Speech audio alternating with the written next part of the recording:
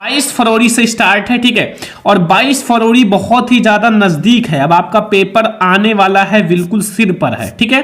तो इसलिए मैं आप लोगों के लिए क्लास 10 हिंदी के इतने सारे इंपॉर्टेंट क्वेश्चन देखेंगे ना। अगर आपने अभी तक कुछ नहीं पढ़ा हिंदी में, अगर आपने अभी तक कुछ ना पढ़े हो तो भी ये वीडियो अगर आपने देख लिया ना तो आप 95% स्कोर करोगे, क्योंकि इसमें हर एक टॉपिक है, चाहे आपका गद्यांश हो, पद्यांश हो, संस्कृत का गद्यांश पद्यांश हो, श्लोक हो, निबंध हो, जीवन परिचय हो, साथ में पत्र लेखन हो, खंड काव्य हो, हर एक टॉपिक आज की इस वीडियो में मैं आप लोगों को पढ़ाने वाला हूं, ठीक है। हिंदी के सारे महत्वपूर्ण प्रश्न सिर्फ एक ही वीडियो में आज खत्म होने वाले हैं। अगर आपने अभी तक कुछ नहीं पढ़ा, ये वीडियो देखो, हिंदी का बिल्कुल से खत्म कर दोगे, ठीक है। और 22 फरवरी के दिन जो आपका पेपर है उसमें मैं आपको 100% गारंटी लेता हूं कि ये आएगा, क्योंकि बोर्ड एग्जाम के लिए ये जो क्वेश्चंस मैं लाया हूं वो बहुत ही ज्यादा इंपॉर्टेंट है। बहुत ही ज्यादा रिसर्च के बाद ये क्वेश्चंस मैंने लाया है।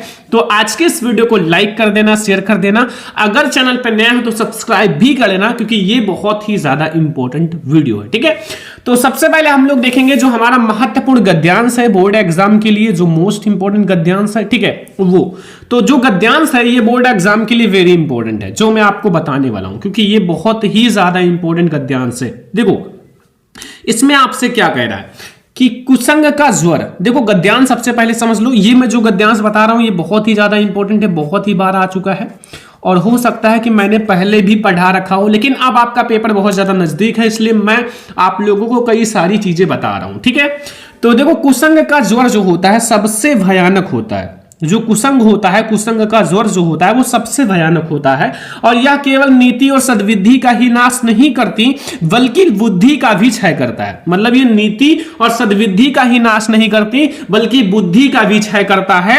और किसी युवा पुरुष की संगत यदि बुरी होगी तो वह उसके पैरों में बंधी चक्की के समान होगी, जो उसे दिन दिन अवनति के गड्ढे में गिराती जाएगी, और यदि अच्छी होगी तो सहारा देने वाले बाहु के समान होगी, जो उसे निरंतर उन्नति की ओर उठाती जाएगी, ठीक है।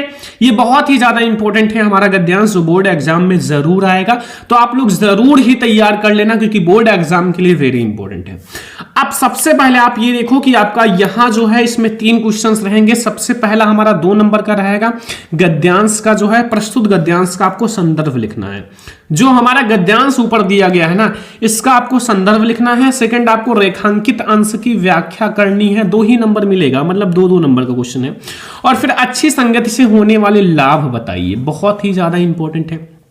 तो मतलब अगर आपने ये 3 क्वेश्चंस कर लिया तो आपके 6 नंबर बिल्कुल फिक्स हो जाएंगे, मतलब 6 मार्क्स आपके फिक्स हो जाएंगे, और ये 6 नंबर आप तुरंत फिक्स कर लोगे। सबसे पहले देखो यहां जो है आपका सभी को पता है किस चैप्टर से लिया गया है, क्योंकि यहां जो है बहुत सारी चीजों के बारे में बात किया गया है। कुसंग का ज्वर सबसे भयानक होता है, या केवल नीति और सद्बुद्धि का नाश नहीं करती बल्कि बुद्धि का भी क्षय करता है।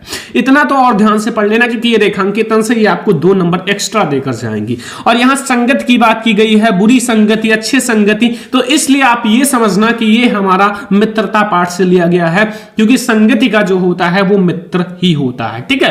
तो यहां सबसे पहले हम लोग देखेंगे संदर्भ, और संदर्भ लिखने में बहुत सारे हमारे स्टूडेंट गलतियां कर देते हैं, जो आपको बिल्कुल ही नहीं करना है, ठीक है। देखो सबसे पहले आपको अच्छा सा ब्लैक एंड ब्लू पेन का यूज करना है। जो ब्लैक एंड ब्लू पेन आप डेली यूज करते हो वही यूज करना है। ऐसा नहीं कि आप बोर्ड एग्जाम में जाओ बिल्कुल नई नई पेन ले लो, तो वहां जल्दी चलेगा नहीं, तो आप वही थोड़ा पुराना ही पेन रखना, ठीक है। तो संदर्भ क्या है कि सबसे पहले आप लिखो प्रस्तुत, देखो ध्यान से समझना एक एक बात को, प्रस्तुत गद्य अवतरण, प्रस्तुत जो हमारा गद्य अवतरण है, इसके जो राइटर हैं कौन है भाई, मित्रता के राइटर कौन है, आचार्य रामचंद्र शुक्ल जी हैं। कौन है, आचार्य रामचंद्र शुक्ल जी हैं, ठीक है। तो आचार्य रामचंद्र शुक्ल द्वारा लिखित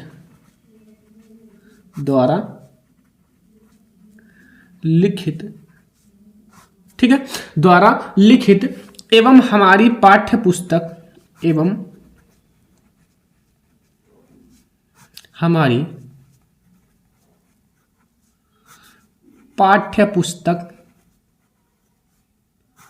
अब ये जो है हमारा हिंदी है, क्या है, हिंदी। तो देखो ये हिंदी का एक भाग है, गद्य खंड, पद्य खंड, काव्य खंड, व्याकरण, ठीक है। तो हिंदी, ठीक है, के जो हमारा गद्य खंड है, क्या है, गद्य खंड। अब हिंदी का जो गद्य खंड होता है, गद्य खंड में अब हमारा इस चैप्टर का नाम क्या है, संकलित, और इस चैप्टर का नाम क्या है माय डियर स्टूडेंट, मित्रता। क्या है, मित्रता, ठीक है। तो मित्रता नामक पाठ से लिया गया है। बस देखो आप जितना आसान मैं बता सकता था उतना बता दिया, ठीक है, पाठ से लिया गया है, ठीक है। तो ये हो गया हमारा संदर्भ 2 नंबर का। देखो संदर्भ में कुछ भी नहीं है, अगर आप कहो सर हार्ड है तो बहुत ही ज़्यादा इजी है। इसमें अगर आप ऐसा नहीं लिख पाते हो तो आप दूसरे तरीके से भी लिख सकते हो। आप डायरेक्टली हेडिंग डालो पाठ का नाम मित्रता और लेखक का नाम आचार्य रामचंद्र शुक्ल, तो भी आपको फुल ही मार्क्स मिलेगा, कोई आपको रोक नहीं पाएगा, ठीक है। तो सबसे पहले हमने बात किया संदर्भ का, और संदर्भ में सबसे मेन बात है कि मैंने पाठ का नाम, लेखक का नाम, इन सबको ब्लैक से लिखा, ताकि जो एग्जामिनर है उसका जब नजर पड़े तो वो आपको भर भर के नंबर दे, क्योंकि ये चीज बहुत ही ज्यादा इंपॉर्टेंट होता है। दूसरा हमारा रेखांकित अंश की व्याख्या और एक क्वेश्चन। तो रेखांकित अंश की व्याख्या छोटी सी रहती है, बहुत बड़ी नहीं रहती बोर्ड एग्जाम में, जैसे 2 लाइन 3 लाइन, बस इससे ज्यादा नहीं रहेगा, ठीक है। तो आप हेडिंग डालो रेखांकित अंश की व्याख्या और लिखो जो भी इसमें बताया गया उसको लिखो कि शुक्ल जी कहते हैं कि बुरी संगति घातक बुखार के समान हानिकारक है। जैसे अगर कोई लड़का है, कोई लड़की है, कोई भी है, अगर उसकी संगत बुरी है तो वो एक घातक बुखार के समान हानिकारक है। जैसे एक घातक बुखार होता है और वो जान ले लेता है, उसी प्रकार ये हानिकारक होती है। जिस तरह कोई व्यक्ति यदि भयानक ज्वर से ग्रसित हो तो वह ज्वर उसके शरीर और स्वास्थ्य को नष्ट कर देता है। जिस प्रकार कोई व्यक्ति है वो भयानक ज्वर, ज्वर का मतलब होता है कोई बुखार होता है ना, तो वो किसी ज्वर से ग्रसित हो तो उसके शरीर और स्वास्थ्य, शरीर को भी दुबला पतला कर देगा और स्वास्थ्य को भी नष्ट कर देगा, तथा कभी कभी प्राण भी लेता है। कभी कभी ऐसा टाइम आता है कि उसका प्राण भी ले लेता है। और उसी प्रकार बुरी संगति हमारी नैतिकता, सदाचार, मन तथा बुद्धि को नष्ट कर देता है। बस इतना सा हमें रेखांकित अंश की व्याख्या करना था, क्योंकि भाई इतना ही है हमारा रेखांकित अंश की व्याख्या, यहां से यहां तक हमें रेखांकित अंश की व्याख्या करनी थी। फिर हमारा तीसरा क्वेश्चन है 2 नंबर का, अच्छी संगति से होने वाले लाभ बताइए। तो अच्छी संगति जो होता है वो सहारा देने वाले बाहु के समान होता है, जो व्यक्ति की जीवन रक्षक और उन्नति की ओर ले जाने वाली होती है। अगर आपकी अच्छी संगति है तो वो आपको उन्नति की ओर ले जाएगी, साथ में आपकी रक्षा करेगी और आपको अच्छे अच्छे बातों को बताएगा, ताकि वो आपको मोटिवेट कर सके और लाइफ में आप कुछ बड़ा कर सको, ठीक है। बुरी संगत वाले आपके अंदर बुरी बुरी बातों को भरेंगे, ताकि आप कितना पीछे हो जाओ, कितना बर्बाद हो जाओ, उतना ही उनके लिए अच्छा है, ठीक है। तो बुरी संगत या अच्छी संगत में जमीन आसमान का फर्क होता है दोस्त, तो ध्यान रखना। फिर देखो अगला क्वेश्चन, इसमें हमारा एक ऐसा इंपॉर्टेंट पद्यांश है जो बोर्ड एग्जाम में बहुत बार आया हुआ है, 1-2 बार नहीं, मतलब बहुत बार, ठीक है। तो ये पद्यांश भी बहुत ही ज्यादा इंपॉर्टेंट है, बहुत ही ज्यादा अच्छा है, पढ़ने में अच्छा भी लगेगा आपको। देखो सबसे पहले ये थोड़ा सा बड़ा पद्यांश है। देखो आपके 2 लाइन वाले पद्यांश भी आते हैं, जैसे बढ़त बढ़त संपत्ति से मन सरोज बढ़ जाए, घटत घटत सोना विड़कटे वर्ड समूल कहलाए, वो 2 लाइन का होता है, ठीक है। और ये जो हमारा 4 लाइन का है, तो कोई दिक्कत नहीं, ऐसे जो होते हैं वो ज्यादा आते हैं, ठीक है। लिखा हुआ सुनि सुंदर बैन सुधारक साने सयानी ही जानकी जानी भली, तिरछी कर नैन देह सेन तिन्हे समुझाई कछ मुस्काई चली, तुलसी देह और सोहे सब अवलोचन लोचन लाव अली, अनुराग तराग में भान उदय बिगसी मन मंजुल कंजकली। देखो सबसे पहले आप इसको ध्यान से पढ़ना, क्योंकि इसमें हमें सारे का ही व्याख्या करना होता है, ठीक है। इसमें अंडरलाइन वगैरह नहीं होता, इसमें आपको सारे का करना होगा। ये भी हमारा 6 ही नंबर का होगा। इसमें आपसे 3 क्वेश्चन पूछ रहा है। पहला, प्रस्तुत पद्यांश का संदर्भ तथा व्याख्या लिखिए। 2 नंबर का, सीता जी का संकेतपूर्ण उत्तर किस भावना के अनुरूप है। जो सीता जी का संकेतपूर्ण उत्तर है वो किस भावना के अनुरूप है। अनुराग तराग का क्या अर्थ है, जो अनुराग तराग है उसका क्या अर्थ है, ठीक है। तो ये हमारे 3 क्वेश्चंस रहेंगे भैया, और आपको देकर जाएंगे 6 नंबर। तो कैसे करोगे ये तो आपको पता ही होगा। देखो सबसे पहले हम लोग बात करेंगे संदर्भ का। तो संदर्भ में क्या है कि प्रस्तुत पद्यांश गोस्वामी तुलसीदास द्वारा रचित कवितावली से हमारी पाठ्य पुस्तक हिंदी के काव्य खंड में संकलित वन पथ पर शीर्षक से लिया गया है। जो हमारा ये पद्यांश है, ध्यान रखना, ऐसे ही लिखना है आपको संदर्भ कि प्रस्तुत पद्यांश जो है गोस्वामी तुलसीदास, इसके जो राइटर हैं वो गोस्वामी तुलसीदास जी हैं, क्योंकि यहाँ डायरेक्टली लिखा हुआ है तुलसी, ठीक है, तो तुलसीदास जी हैं। और तुलसीदास द्वारा रचित कवितावली से हमारी पाठ्य पुस्तक हिंदी के काव्य खंड में संकलित वन पथ पर शीर्षक से लिया गया है, ठीक है। ये हमारा हो गया संदर्भ। फिर सीता जी का संकेत पूर्ण उत्तर किस भावना के अनुरूप है, तो आ जाओ, सबसे पहले हम लोग इसका व्याख्या देखते हैं, फिर इन दो क्वेश्चंस का आंसर देखेंगे। पहले देखो व्याख्या। व्याख्या इसका हमें देखना है, तो व्याख्या के लिए सबसे पहले एक दो बार ध्यान से पढ़ लेना ताकि आपको बहुत ही अच्छे से समझ में आ जाए। जैसे इसमें लिखा हुआ है, सुनि सुंदर बैन सुधारक साने सयानी है जानकी जानी भली, तिरछी कर नैन दे सेन तिन्हें समुझाई कछु मुस्काएं चली, और तुलसी दे और सोहे सब अवलोचन लोचन लाह अली अनुराग तराग में भान उदय बिगसी मन मंजुल कंज कली, ठीक है। तो आ जाओ व्याख्या समझते हैं मेरे दोस्त। व्याख्या में क्या है, कुछ भी नहीं है, देखो आप एक बार पढ़ोगे समझ में आ गया होगा। ग्राम वधुओं ने राम के विषय में सीता जी से पूछा कि ये सांवले और सुंदर रूप वाले तुम्हारे क्या लगते हैं। तो ग्राम वधुओं के अमृत जैसे मधुर वचनों को सुनकर चतुर सीता जी उनके मनोभावों को समझ गईं, और सीता जी ने उनके प्रश्न का उत्तर अपनी मुस्कुराहट तथा संकेत भरी दृष्टि से ही दे दिया, और उन्हें मुख से कुछ बोलने की आवश्यकता नहीं पड़ी, और उन्होंने स्त्रोलजी लज्जा, जैसे जो स्त्रियों में होती है लज्जा होती है, के कारण कुछ बोलने की आवश्यकता नहीं पड़ी, ठीक है, और आवश्यकता नहीं पड़ी। इन्होंने स्त्रियोजित लज्जा के कारण केवल संकेत से ही राम के विषय में यह समझा दिया कि ये मेरे पति हैं, ठीक है। और तुलसीदास जी कहते हैं कि सीता जी के संकेत को समझकर सभी सखियां राम के सौंदर्य को एकटक देखती हुई अपने नेत्रों को लाभ प्राप्त करने लगी, और उस समय ऐसा प्रतीत हो रहा था कि मानो प्रेम सरोवर में राम रूपी सूर्य का उदय हो गया हो, और ग्राम की वधुआं नेत्र रूपी कमल की सुंदर कलियां खिल गई हों। ये बहुत ही ज्यादा अच्छा आपका पद्यांश है, और अगर आपने एक बार पढ़ा है तो फिर आपको समझ में आ गया होगा, ठीक है। अब हमारा दूसरा क्वेश्चन है, सीता जी के संकेत पूर्ण उत्तर किस भावना के अनुरूप है। जो सीता जी का संकेत पूर्ण उत्तर है वो किस भावना के अनुरूप है, तो यहां देख लो भाई, सीता जी का जो संकेत पूर्ण उत्तर है वो भारतीय नारी की मर्यादा तथा लब्ध नेत्र निर्वाण की भावना के अनुरूप है, ठीक है। अगला क्वेश्चन है, अनुराग तराग में जो हमारा है का अर्थ, जो अनुराग तराग का क्या अर्थ है, हम देखो अनुराग तराग का क्या अर्थ, 3 क्वेश्चन है। तो अनुराग तराग का अर्थ है प्रेम रूपी सरोवर, क्या है, प्रेम रूपी सरोवर, ठीक है। तो ये हो गया हमारा बहुत ही ज्यादा इंपॉर्टेंट माय डियर स्टूडेंट पद्यांश, ठीक है। हमने एक बहुत ही ज्यादा इंपॉर्टेंट गद्यांश भी देखा, अब हमने एक बहुत ही ज्यादा इंपॉर्टेंट पद्यांश भी देख लिया। आई होप कि आपको ये पद्यांश समझ में आ गया होगा बहुत ही अच्छे से। तो अब हम लोग देखते हैं अगला टॉपिक, संस्कृत का गद्यांश पद्यांश। अब हमारा आता है माय डियर स्टूडेंट जो संस्कृत के गद्यांश पद्यांश होते हैं वो, क्योंकि ये भी हमें 5 नंबर देकर जाएंगे, एक संस्कृत का गद्यांश और 5 ही नंबर एक पद्यांश, यानी कि 10 नंबर आपके संस्कृत के गद्यांश पद्यांश से मिलेगा, ठीक है। तो पढ़ना उतना ही ज्यादा जरूरी है जितना हमारा हिंदी का गद्यांश पद्यांश है, ठीक है। वो 12 नंबर देकर कर जाएंगे, 10 नंबर, जबकि ये ईजी होता है। देखो लिखा हुआ, ऐसा नगरी भारतीय संस्कृतम संस्कृते भाषायाम केंद्रम स्थली अस्ति एत एवं संस्कृत भाषायाम संस्कृतम आलोकः सर्वत्र प्रसिद्ध मुगल युवराजा दारासिको आदर्द भारतीय दर्शन शास्त्रम अध्ययनम आक्रोत सह तेसह ज्ञानेन तथा परिभात्रा अभवत यत तेन उपनिषाद अनुवाद फारसी भाषा में करता। सबसे पहले आप इसको ध्यान से पढ़ो, जितना ध्यान से हो सकता है उतने ध्यान से पढ़ो, क्योंकि भाई आपका पूरा फोकस इस पढ़ाई पर होना चाहिए। अब आपके पास समय नहीं है कि आप अलग फोकस करो, क्योंकि अब अगर आपने नहीं फोकस करा तो फिर बर्बाद हो जाओगे।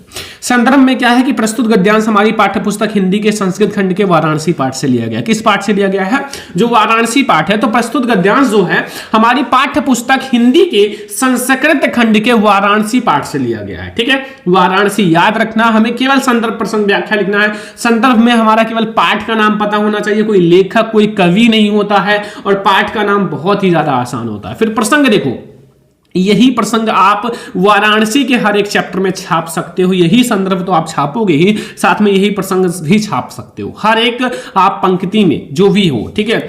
तो इस गद्यांश में वाराणसी की ऐतिहासिकता तथा अवस्थिति के विषय में बताया गया। जो इस गद्यांश में जो वाराणसी है, वाराणसी की ऐतिहासिकता तथा अवस्थिति के विषय में बताया गया है। ठीक है, व्याख्या समझो। यह नगरी भारतीय संस्कृत और संस्कृत भाषायाम का केंद्र स्थली है। यह जो नगरी है भारतीय संस्कृति और संस्कृत भाषा का केंद्र स्थली है। यही से संस्कृत साहित्य और संस्कृति का प्रकाश सभी जगह फैला है। मुगल युवराज दारा सिकोह ने यहाँ आकर भारतीय दर्शन शास्त्रों का अध्ययन भी किया था और उनके ज्ञान से इतना प्रभावित हुआ था कि उन्होंने उपनिषदों का अनुवाद फारसी भाषा में कराया। ठीक है, तो कहीं ना कहीं आपको ये बहुत अच्छे से समझ में आ गया होगा, क्योंकि आपने एक बार अगर ये संस्कृत पढ़ लिया फिर इसका व्याख्या पढ़ लिया तो सेम ही है, थोड़ा थोड़ा चेंजिंग है। ठीक है, अगर आपको संस्कृत नहीं आता तो बिल्कुल याद कर लो, ऐसे जैसे मैंने संस्कृत का वो पढ़ दिया, अब ये आप बिल्कुल याद कर लो कि यह नगरी भारतीय संस्कृति और संस्कृत भाषा का केंद्र स्थली है। यहीं से संस्कृत साहित्य और संस्कृति का प्रकाश सभी जगह फैला है। मुगल युवराज दारा सिकोह ने यहाँ आकर भारतीय दर्शन शास्त्रों का अध्ययन किया था और उनके ज्ञान से इतना प्रभावित हुआ था कि उन्होंने उसने उपनिषदों का अनुवाद फारसी भाषा में कराया। ठीक है, बस हो गया, ये हमारा हो गया माय डियर स्टूडेंट संस्कृत का जो हमारा गद्यांश है। ठीक है, अब हम बात करेंगे संस्कृत का पद्यांश, जो बोर्ड एग्जाम के लिए वेरी इंपॉर्टेंट है। संस्कृत का पद्यांश देखो, इसमें क्या है, देखो ध्यान से कि सर्वे भवन्तु सुखिनः सर्वे सन्तु निरामयाः सर्वे भद्राणि पश्यन्तु मा कश्चित् दुर्भागा भवेत्। अब इसमें जो है हमारा वो क्या कह रहा है, वो ध्यान से समझो कि सर्वे भवन्तु सुखिनः सर्वे सन्तु निरामयाः सर्वे भद्राणि पश्यन्तु मा कश्चित् दुर्भागा भवेत्, काफी इंपॉर्टेंट है। तो सबसे पहले ये किस चैप्टर से लिया गया है ये जानना जरूरी है। देखो, जो ये हमारा है संदर्भ, वो प्रस्तुत श्लोक जो है, जो हमारा श्लोक है ऊपर, वो हमारी पाठ्यपुस्तक हिंदी खंड के भारतीय संस्कृति पाठ से लिया गया। किस पाठ से? भारतीय संस्कृति। तो प्रस्तुत जो श्लोक है हमारी पाठ्यपुस्तक जो है हिंदी के संस्कृत, जो हमारा खंड, जो हमारा ये है हिंदी के संस्कृत कर देना इसको, क्योंकि यहाँ थोड़ा सा मिस्टेक है, ये खंड खंड नहीं संस्कृत खंड कर दो, संस्कृत खंड के भारतीय संस्कृति पाठ से लिया गया। ठीक है, बस देखो प्रसंग देखो, प्रस्तुत श्लोक में भारतीयों की मूल भावना पर प्रकाश डाला गया। जो भारतीय लोग हैं उनकी जो मूल भावना है भाई, जो पहले की भावना है, मूल भावना है, उस पर प्रकाश डाला गया है। ठीक है, तो ये भी आपको समझ में आ गया।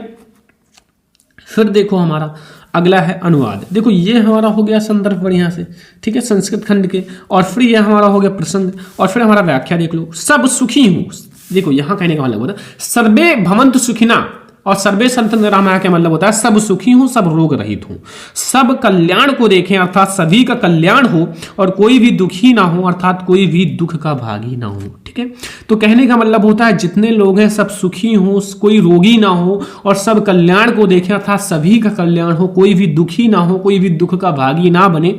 ये हमारा हो गया अनुवाद। ठीक है, तो आपको बहुत अच्छे से समझ में आ गया होगा, इसमें तो कुछ है नहीं। आपको संस्कृत का गद्यांश पद्यांश और भी आसान लगा होगा आई होप उस हिंदी के गद्यांश पद्यांश से। तो देखो आपको सारे टॉपिक्स पढ़ना है हिंदी में, जब तक हम लोग भाई 95 नहीं फोड़ेंगे, 95, ठीक है, 95 100 में नहीं लाएंगे तब तक हिंदी पढ़ने का मजा कहाँ। ठीक है, क्योंकि हिंदी इतना आसान है कि आप 5 दिन में पढ़ के 95 स्कोर कर सकते हो।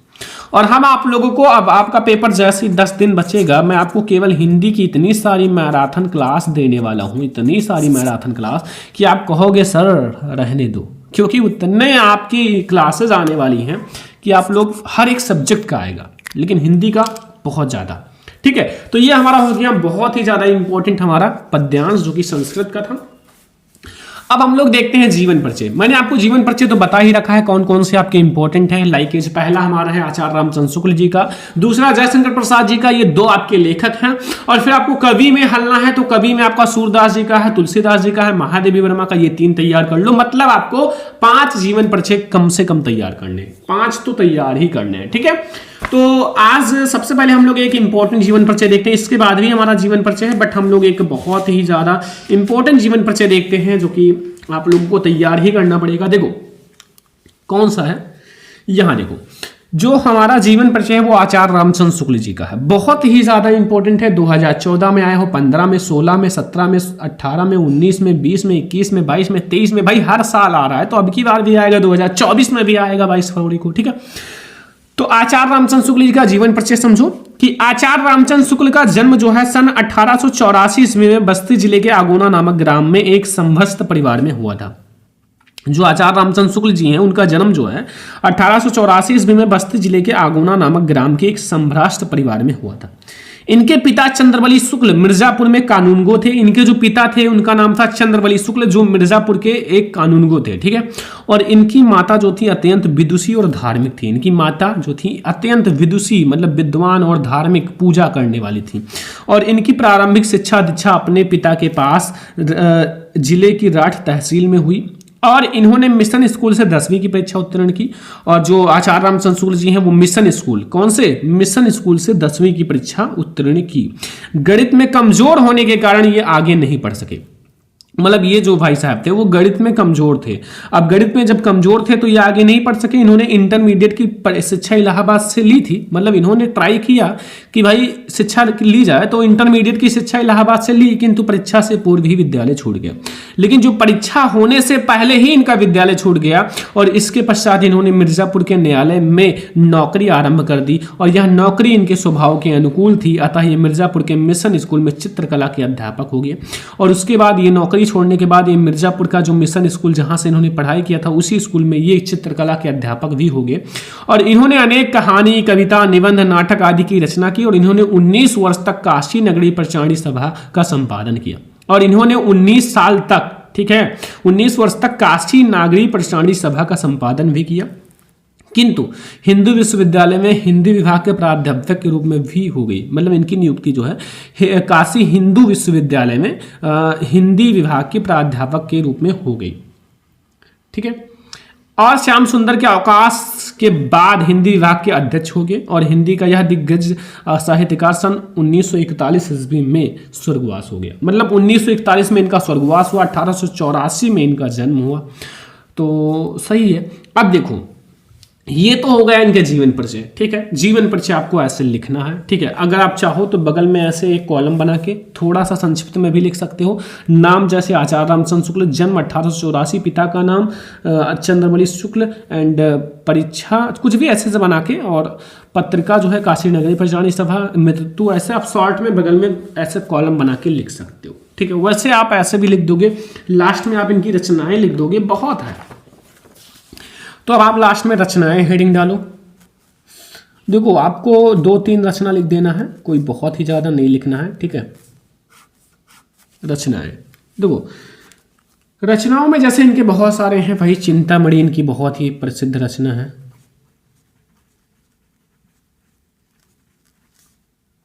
ठीक है। रस मीमांसा भी इनकी बहुत ही ज़्यादा प्रसिद्ध रचना है। और बताएं, और इनका त्रिवेणी, देखो है तो बहुत सारी रचनाएं, ठीक है। मैं कुछ खास बता देता हूं जो बहुत ही ज़्यादा इम्पोर्टेंट है, ठीक है। और इनकी और भी रचनाएं हैं, जैसे आपका है विचार विधि इनकी रचना है, ठीक है। सूर, बस बहुत है, 3 ही आप याद कर लो, बहुत है, ठीक है। तो ये हमारी होगी इनकी रचनाएं और ये हो गया इनका जीवन परिचय, ठीक है। तो अब हम लोग अगला जीवन परिचय देखेंगे सूरदास जी का। मतलब अभी हम लोगों ने एक लेखक का जीवन परिचय देख लिया, अब एक कवि का जीवन परिचय देख लेते हैं सूरदास जी का। कवि का भी जानना जरूरी है भाई, कुछ भी नहीं है, कवि कभी मैंने वैसे ही लिखा है बहुत ही अच्छे से, और जैसा मैंने लिखा था अभी इनका आचार्य रामचंद्र शुक्ल जी का। तो सूरदास जी का भी बहुत ही ज़्यादा इंपॉर्टेंट है, हर साल आता है, 2015, 16, 17, 18, 19, 20, 21, 22, 23 में हर बार आया हुआ है, तो अब की बार भी आएगा। देखो जीवन परिचय हेडिंग डालो। सूरदास जी का जन्म जो है सन 1478 ईस्वी में, संवत अगर संवत की बात की जाए तो 1535, ठीक है, में आगरा मथुरा मार्ग पर स्थित रौनकता नामक ग्राम में हुआ था। कुछ विद्वान दिल्ली के निकट सीही नामक ग्राम को इनका जन्म स्थान मानते हैं। मतलब कुछ ऐसे विद्वान हैं जो इनका जन्म स्थान दिल्ली के निकट सीही नामक ग्राम में इनका जन्म स्थान मानते हैं। सूरदास जी जन्मांध थे, जो सूरदास जी वो जन्मान थे, अंधे थे जन्म से ही। इस विषय में विद्वानों में मतभेद है। इन्होंने कृष्ण का बाल लीलाओं का, मानव स्वभाव का एवं प्राकृतिक का ऐसा सजीव वर्णन किया है जो आंखों से प्रत्यक्ष देखे बिना संभव नहीं है। सूरदास जी कहते हैं कि जन्म से मैं अंधा था, बट अगर ऐसी लीला, ऐसी अच्छे से लिखना कोई अंधा व्यक्ति आंखों से प्रत्यक्ष देखे बिना संभव नहीं है। इन्होंने स्वयं अपने आप को जन्मांध कहा है, मतलब स्वयं को कहा है कि मैं जन्म से अंधा था। और सूरदास जी की रुचि जो है बचपन से ही भगवत भक्ति के गायन में थी। सूरदास जी की जो रुचि है वो बचपन से ही मतलब थी इन सब में। और इसने भक्ति का एक पद सुनकर, इनकी भक्ति का पद एक सुनकर वल्लभाचार्य जी ने इन्हें अपना शिष्य बना लिया। वल्लभाचार्य जी को एक अपनी भक्ति का पंक्ति सुनाया, ठीक है, एक लाइन सुनाया, एक पद सुनाया, जिससे वल्लभाचार्य जी ने इन्हें अपना शिष्य बना लिया और श्रीनाथ जी के मंदिर का कीर्तन भार सौंप दिया। और श्रीनाथ जी के मंदिर का जो है कीर्तन भार सौंप दिया। और वल्लभाचार्य जी के पुत्र विट्ठल लाल ने अष्टछाप नाम से 8 कृष्ण भक्त कवियों में जो संगठन किया था। सूरदास जी इनके सर्वश्रेष्ठ कवि थे। सूरदास जी सबसे पहले और सर्वश्रेष्ठ थे। ये गौघाट पर रहकर जीवन प्रयत्न कृष्ण लीलाओं का गायन करते थे। और सूरदास जी गोलोवास मृत्यु सन 1583 ईस्वी में और संवत 1640 में, ठीक है, विट्ठल लाल के सामने गोवर्धन पर्वत, जो गोवर्धन पारसोली नामक ग्राम में हुआ, ठीक है। तो ये इनका है भाई जो कि जीवन परिचय और इनकी रचनाएं तो आप लोगों को पता ही होगा। सूरसागर, सूर सारावली, साहित्य लहरी। तो चलो इनकी 3 रचनाएं भी मैं आपको बता देता हूं।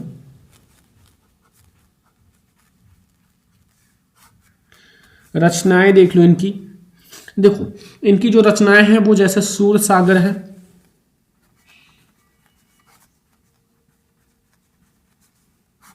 सूरसागर, ठीक है, सूर सारावली,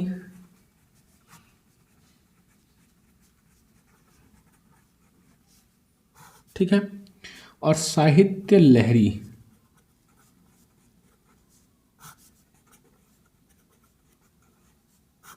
ये सब इनकी रचनाएं हैं, ठीक है। तो सूरसागर, सूर सारावली, साहित्य लहरी, ठीक है। तो ये हमारा हो गया हमारे डियर स्टूडेंट जीवन परिचय। 2 जीवन परिचय मैंने आपको बता दिया। अब हम लोग आते हैं पत्र लेखन पर। मैं आपको 2 ऐसे पत्र बताऊंगा जो बिल्कुल 100% आएगा, ठीक है, 100%। तो पहला, बिजली समस्या के निराकरण हेतु तो अपने जिले के बिजली विभाग को एक शिकायती पत्र लिखिए।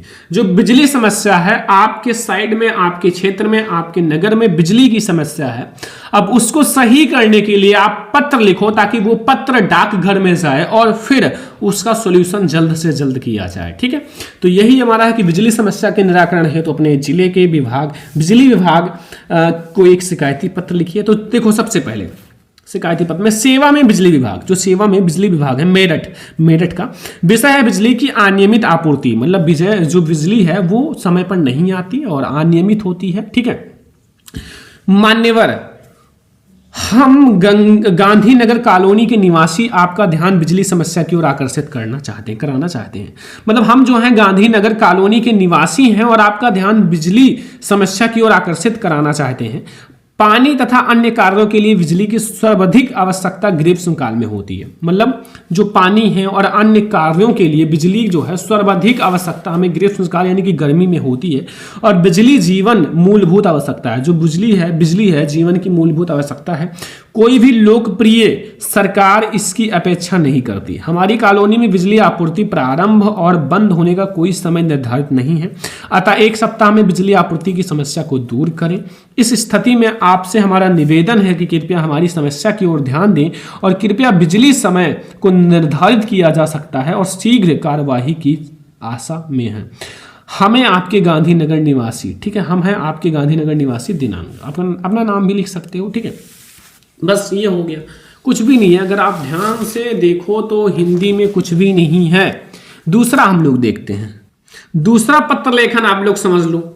इसमें क्या है, शुल्क मुक्ति हेतु तो अपने विद्यालय के प्रधानाचार्य को एक प्रार्थना पत्र। अपनी शुल्क मुक्ति के लिए अपने विद्यालय के प्रधानाचार्य यानी कि प्रिंसिपल जी को एक आपको प्रार्थना पत्र लिखना है। तो लिखो, सेवा में श्रीमान प्रधानाचार्य जवाहर पब्लिक स्कूल जनकपुरी दिल्ली 18, ठीक है। विषय है शुल्क मुक्ति हेतु प्रार्थना पत्र। मान्यवर महोदय, ठीक है, या फिर प्रधानाचार्य महोदय, सबनीय निवेदन है कि मैं आपके विद्यालय का कक्षा 10 का विद्यार्थी हूं। मेरे पिताजी अपने छोटे से व्यवसाय द्वारा बड़ी कठिनाई से परिवार का पालन पोषण करते हैं और घर में प्रायः आवश्यक वस्तुओं का अभाव रहता है। मेरे 3 भाई और बहन है, मेरे 3 भाई बहन हैं, विभिन्न स्कूल में पढ़ रहे हैं। उनकी पढ़ाई लिखाई में खर्चे का पिताजी के सिरों पर सदा भार रहता है, सदा ही रहता है। मैं कक्षा का परिश्रमी छात्र हूँ और कक्षा में सदा प्रथम स्थान प्राप्त करता हूँ। अतः आपसे निवेदन है कि मुझे विद्यालय शुल्क से पूर्ण मुक्ति प्रदान करें। आपका आज्ञाकारी से पवन शर्मा, दिनांक अपना डाल देना, ठीक है। तो देखो होता बहुत आसान है, केवल आपको ये ऊपर वाली चीज पता होना चाहिए, फिर आप बीच में भर दो जो भी अपना नाम वगैरह जो भी जानते हो, भर भर के लिख दो, कोई दिक्कत नहीं, नंबर आपको मिलेगा, उसमें कोई भी दिक्कत नहीं, ठीक है। तो आप बीच में कोई नहीं, आप ऊपर अच्छे से ये चीज अच्छे से ध्यान रखो, सेवा में श्रीमान प्रधानाचार्य, ये सब अच्छे से रखो बस। तो मैंने आपको 2 इंपॉर्टेंट पत्र लेखन भी समझा दिया, ठीक है, जो बहुत ही ज्यादा इंपॉर्टेंट है। अब मैं आपको भाई देखो, निबंध तो मैंने बहुत बार पढ़ा रखा है, क्या बार बार पढ़ाएं। सबसे पहले निबंध के पहले मैं खंड काव्य की बात कर लेता हूं। खंड काव्य, देखो खंड काव्य क्या है ना, कि ये जो है वो आपके बोर्ड एग्जाम में 3 नंबर का आता है। अब इसमें आपके 7 सेट का पेपर होता है, ठीक। अब आपके जो जिले हैं ना, जिले जो भी हैं, जिले हर एक जिले में अलग अलग खंड काव्य आता है। कोई भी जिला हो तो आप क्या करो ना, एक काम खुद से कर लो, अपने जिले का खंड काव्य तैयार कर लो। आप कहोगे सर हमें कैसे पता चलेगा कि हमारे जिले में कौन सा खंड काव्य आता है? सबसे पहले आप क्वेश्चन बैंक जो भी ली हो, उस खंड काव्य के नीचे आपका सारा जिला लिखा रहता है, कौन सा कहाँ खंड काव्य आता है। सेकंड, आप जिस स्कूल में पढ़ते हो वहाँ आपके हिंदी के टीचर होंगे, उनसे पूछ लो सर हमारे इधर कौन सा खंड काव्य आता है, बता देंगे। तो ये 3 नंबर क्लियर हो जाएगा। निबंध की बात करें तो ये 7 नंबर का आता है, 7 मार्क्स का। तो इसमें मैं आपको 5 निबंध बताता हूं, क्लियर है कि क्लियर हो जाएगा, तैयार कर लोगे तो। पढ़ा रखा है ऑलरेडी, बार बार नहीं पढ़ाएंगे। पहला, प्रदूषण की समस्या तथा समाधान पर निबंध तैयार कर लो। दूसरा, विज्ञान वरदान है या अभिशाप, विज्ञान वरदान है अभिशाप, ये भी बहुत ही ज्यादा इंपॉर्टेंट है। बेरोजगारी की समस्या भी बहुत ही ज्यादा इंपॉर्टेंट निबंध है। साथ में आतंकवाद का कारण तथा निवारण, देखो मैंने सारा पढ़ा रखा है। चंद्रयान पर निबंध नहीं पढ़ाया है तो ये अभी पढ़ा देंगे। तो ये 5 निबंध है, प्रदूषण की समस्या तथा समाधान, विज्ञान वरदान है या अभिशाप, बेरोजगारी की समस्या, आतंकवाद का कारण तथा निवारण, एन चंद्रयान पर निबंध। ये 5 निबंध तैयार कर लो, निबंध 7 नंबर क्लियर हो जाएगा, ठीक है। अब देखो मैंने आपको हिंदी का हर एक छोटे से बड़े टॉपिक सारे समझा दिए। अब केवल बचा है, वो क्या बचा है, ऑब्जेक्टिव क्वेश्चन, जो कि मैं आपको नेक्स्ट वीडियो में प्रोवाइड कर दूंगा। आज का ये वीडियो आपको कैसा लगा कमेंट बॉक्स में जरूर बताना। और ये अगर आपने समझ लिया जितनी चीजें मैंने बताया है बहुत ही कम समय में, अगर आप कहीं और देखोगे तो ये आपको 2-2, 3-3 घंटे में इतनी सारी चीजें बताएंगे जो मैं आपको 30 मिनट में बता दिया, ठीक है। क्योंकि मैं कम समय में ज्यादा तैयारी कराना चाहता हूं, टाइम बहुत कम है। तो आज के इस वीडियो को लाइक शेयर एंड सब्सक्राइब कर देना। हम लोग मिलेंगे नेक्स्ट इंपॉर्टेंट वीडियो में, तब तक के लिए जय हिंद।